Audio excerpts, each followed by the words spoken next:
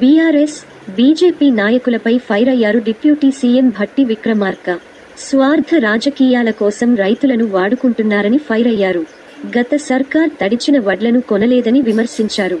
తాము తడిచిన ధాన్యాన్ని ఎంఎస్పీ రేటుకే కొంటున్నామని తెలిపారు. 15 రోజుల ముందు నుంచి వడ్లు కొనుగోలు ప్రక్రియ ప్రారంభించామని చెప్పారు.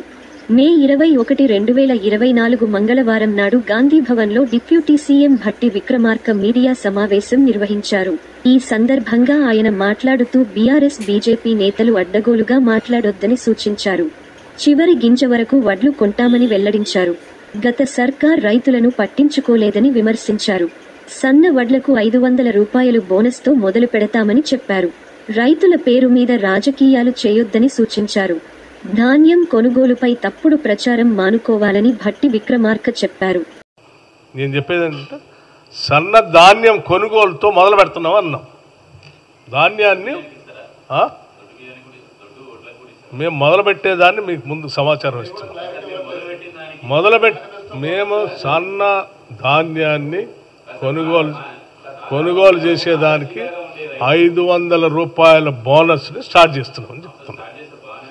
మేము చెప్పిన సమాచారాన్ని దయచేసి ప్రజలకు అందిస్తే సన్నధాన్యం పండించినటువంటి వాళ్ళు 500 రూపాయలు కోల్పోకుండా ఉంటారు. దాన్ని బోనస్ వాళ్ళు అందించడం కోసం ప్రయత్నం చేయండి.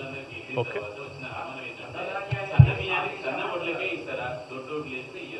మిగతా సమాచారం తర్వాత చెప్తారు.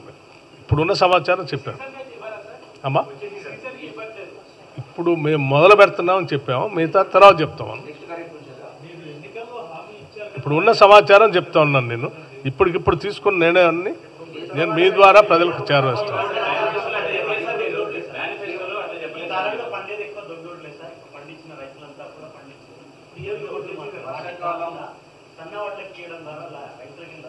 మీకు మేము తీసుకున్నటువంటి విధానపరమైన నిర్ణయం సమాచారం మీకు స్పష్టంగా నిన్న క్యాబినెట్ మీటింగ్ అయిన తర్వాత బ్రీఫింగ్ చేసి ఉంటారు. ఆ చేసిన దాన్నే మేము తీసుకున్న నిర్ణయం సన్న ధాన్యం, సన్నోడ్లు పండించేటువంటి వాళ్ళకి 500 రూపాయల బోనస్తో మొదలు పెడుతున్నామని చెప్పారు.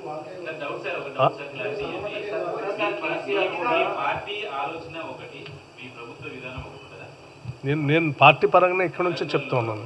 రాహుల్ గాంధీ చెప్పాడు, మీరు పండించిన ప్రతి ధాన్యం కొంటాం, కొన్న ప్రతి కింటాలకి 500 ఇస్తామని.